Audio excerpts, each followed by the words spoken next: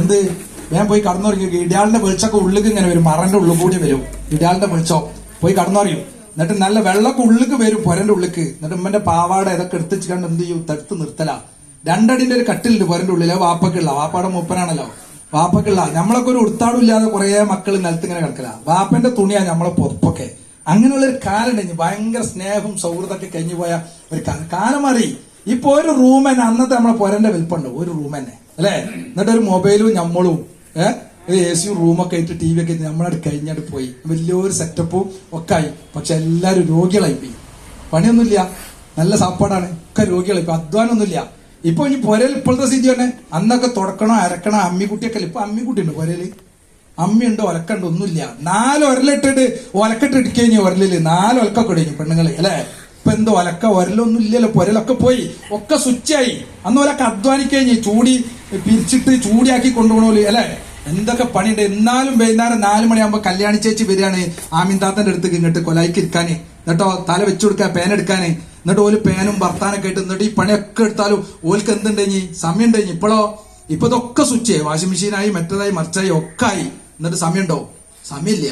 ഒക്കെ വാട്സപ്പ് കൊണ്ടുപോയി, ഫോൺ കൊണ്ടുപോയി പോയി. തിരുമ്പണേന്റെ ഇടയിൽ വന്ന് നോക്കുക മെസ്സേജ് വന്നോന്ന്. ഒരു സ്വസ്ഥത കിട്ടില്ല. രാത്രി 12 മണി വരെ എങ്ങനെ പിടിച്ചാ കിടക്കണേ. എന്നിട്ട് ആ കിടക്കണേന്റെ ഇടയിൽ ഇങ്ങനെ ഉറങ്ങിപ്പോവാ. ഇത് വല്ല കാലമൊന്നും പോയില്ല, കുറച്ച കാലം ഓടുള്ളൂ കപ്പല്.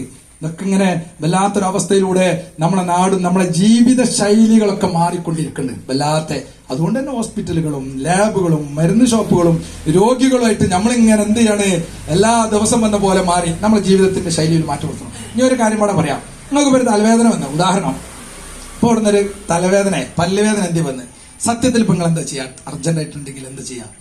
ഇവിടെ എവിടെയെങ്കിലും പോയിട്ട് മരുന്ന് ഷോപ്പിൽ പോയിട്ട് ഒരു ഗുളിക വാങ്ങി കുടിക്കില്ലേ, ഒരു പാരസെറ്റമോളോട് കഴിഞ്ഞ് നിങ്ങളെ കഥ. നിങ്ങൾ അവിടുന്ന് തുടങ്ങി നിങ്ങളെ കഥ. ഒരിക്കലും ഡോക്ടറുടെ നിർദ്ദേശമില്ലാതെ ഒരു മരുന്ന് പൊട്ടുപോലും നിങ്ങൾ ശരീരത്തിൽ കൊടുക്കാൻ പാടില്ല. നിങ്ങളെ കുറിച്ചിട്ട് ഡോക്ടർ അടുത്തെത്തിയ ഡോക്ടർക്ക് അറിയാം നിങ്ങളെ പ്രതിരോധശേഷി, നിങ്ങളെ ഹൈറ്റ്, നിങ്ങളെ വെയിറ്റ്. ഒരു ദിവസം 3 നേരമാക്കി തരേണ്ട ഗുളിക 5 മിനിറ്റ് കൊണ്ട് കുടിച്ചിട്ട് തലവേദന മാറ്റണ്ട. നിങ്ങൾ എന്നെ രോഗിയാണ്. ഈ കിടക്കണ കട്ടിലിൽ ഒട്ടുമിക്ക ആളുകളും സ്വന്തമായി ഇതുപോലെ ചികിത്സിച്ചവരും സ്വന്തമായി മരുന്ന് വാങ്ങി കുടിച്ചവരുമാണ്. ഒട്ടുമിക്ക ആളുകളും ഈ കിഡ്നി പോയത്. മനോഹരമായി കിഡ്നിയാണ് നഷ്ടപ്പെട്ടു പോകുന്നത് എന്ന ബോധ്യം കണ്ടാണ്. ചെറിയ തലവേദന വരുമ്പോൾ തന്നെ പാഞ്ഞു പോയിട്ട് എന്ത് ചെയ്യേണ്ട, കിട്ടുന്നതൊക്കെ വാരി കുടിക്കേണ്ട. ഡോക്ടറുടെ നിർദ്ദേശമില്ലാതെ ഒരു മരുന്ന് പോലും നിങ്ങൾ കുടിക്കരുത്. ഡോക്ടർക്ക് അറിയാം നിങ്ങളെല്ലാ ശൈലിയും. മറ്റൊന്ന് ഒരു കാര്യം അത് ശ്രദ്ധിക്കുക, എല്ലാവരും പറയാം, മക്കളോടൊക്കെ പറയാം, അങ്ങനെ മരുന്ന് വാങ്ങി കുടിക്കരുത്. ഇപ്പോ നമ്മൾ വല്ലാതെ കണ്ടുകൊണ്ടിരിക്കുന്ന ഒരു വിഷയം ഈ പെപ്സി, 7up, കോള ഇതൊക്കെ അല്ലേ. അത് എന്താ പറയാ, എന്ന് വല്ലാതെ വ്യാപിച്ചു. കുട്ടികളെ കരിയാണെങ്കിൽ തന്നെ ഓൽക്ക് എന്ത് ചെയ്യണം, ഇതിന് കരിയാ, എനിക്കൊരു 7up വേണം, പെപ്സി വേണം അല്ലെ. 1 കിലോന്റെ നെയ്ച്ചോറിന്റെ അരി ഇട്ട് കണ്ട ഒരു പരിപാടി പോലെ വെച്ചാൽ 2 ലിറ്ററിന്റെ 7up വേണം അങ്ങനല്ലേ. ആ കോലത്തിലേക്ക് നമ്മൾ മാറി. ഞാൻ നേരത്തെ പറഞ്ഞില്ല, ഓരോരുത്തർക്ക് 7upന്റെ കുപ്പിയ സർക്കാർ പറയല്. 7up, പെപ്സി, കോള എന്തോ ആയിക്കോട്ടെ, ഈ ഐറ്റംസ് സാധനങ്ങൾക്ക് അറിയോ? ഒന്ന് കൂറാച്ചില്ല, ഇവിടെ കൂറാച്ചി ഇല്ല, ചേരട്ടക്കല്ലേ. നിങ്ങൾ 7upന്റെ കുപ്പി വാങ്ങാം.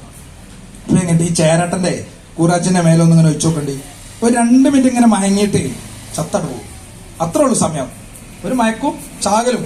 ആ അത്ര പവറുള്ള സാധനമാണ് നമ്മളെ മക്കൾക്ക് വാങ്ങി കൊടുക്കുന്നതും നമ്മളൊക്കെ എന്ത് ചെയ്യണത്, ഈ വാങ്ങി കുടിക്കുന്നത്. എങ്ങനെ രോഗം വരാക്കും. ഈ കട്ടില് ഒരു സഹോദരൻ, അപ്പൊ ഞാൻ അങ്ങനെ കൗൺസിലിംഗ് കാണുമ്പോൾ ചോദിക്കും, ചെറുപ്പക്കാരനാ, 40 വയസ്സുള്ളൂ. അപ്പൊ എന്താ പ്രശ്നം? നല്ല അധ്വാനിക്കും, തെങ്ങുമേല് കാരണം കൊയിലാറ്റക്കാരനാ. അപ്പൊ മൂപ്പര പ്രശ്നം എന്താ, ദാഹിച്ചാ പോലും 7up കുടിക്കില്ല. മനസ്സിലല്ലേ? ദാഹിച്ചാ പോലും വേഗം വാങ്ങി കുടിക്കുക. 7up ആയിരുന്നു.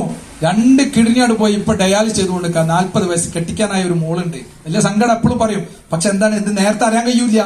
അവസാനാണല്ലോ ഈ സംഗതി അറിയുള്ളൂ, ഈ കിഡ്നി പോയ വിവരം. അങ്ങനത്തെ പ്രതിസന്ധികളൊക്കെ ഉണ്ടാവും. അതുകൊണ്ട് ടേസ്റ്റ് ഒക്കെ ഉണ്ടാവും കുടിക്കുമ്പോഴൊക്കെ. പക്ഷെ നമ്മളെ ആരോഗ്യത്തെക്കുറിച്ച്, നമ്മളെ ജീവനെക്കുറിച്ച്, നമ്മളെ ജീവിതത്തെക്കുറിച്ച് നമുക്ക് കൃത്യമായ ഒരു ബോധവും ഉണ്ടാവണം എന്നാണ് ഇന്ന് നിങ്ങളോട് പറയാനുള്ളത്. അപ്പൊ കൃത്യമായി SKSFന്റെ സഹചാരി സംഘടിപ്പിച്ച ക്യാമ്പില് ഇന്ന് മുതൽ ഒരു മാറ്റത്തിന്, നിങ്ങളെ കുടുംബത്തില്, നാട്ടില് ഒക്കെ ഒരു മാറ്റത്തിന് എന്ത് ചെയ്യണം, നിങ്ങൾ തുടക്കം കുറിക്കണം. അല്ലെങ്കിൽ പോണ പോക്കിൽ ആ രീതിയിൽ ഇങ്ങനെ പോട്ടെ എന്നുള്ളതാണെങ്കിൽ പിന്നെ അങ്ങനെ പോലെ ആ വാർത്ത ചിലപ്പോ നാളെ കേൾക്കണം നമ്മളെ പേരിലായിരിക്കും അല്ലെ. ഇതൊക്കെ ചെറിയ സമയമുള്ളൂ, ഉള്ള റാഹത്തിൽ പോകും. അപ്പൊ ഞാൻ ഈ കുടുക്കൊക്കെ ഞാൻ രാവിലെ കുളിച്ച് മാറ്റിയാണ്ട് ഞാട്ടത് എന്റെ കൈകൊണ്ട് ഞാൻ നിങ്ങളൊക്കെ അങ്ങനെ തന്നെയല്ലേ.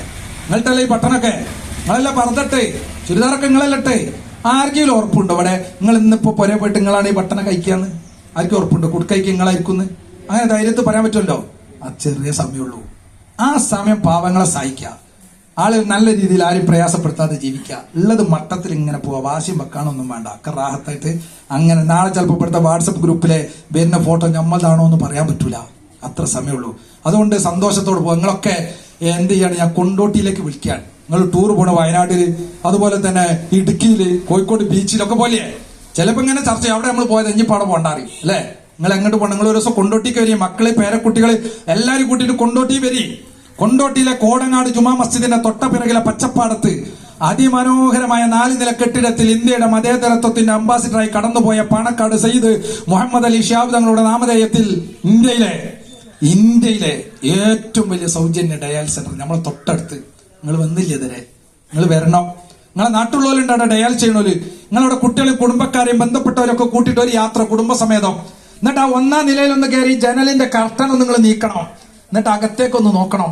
പൊട്ടു തൊട്ടവരും തട്ടമിട്ടവരും കക്ഷിയും ജാതിയും രാഷ്ട്രീയവും ഒരു വേലിക്കെട്ടുകളും ഇല്ലാത്ത 252 പേരെ കാണാം.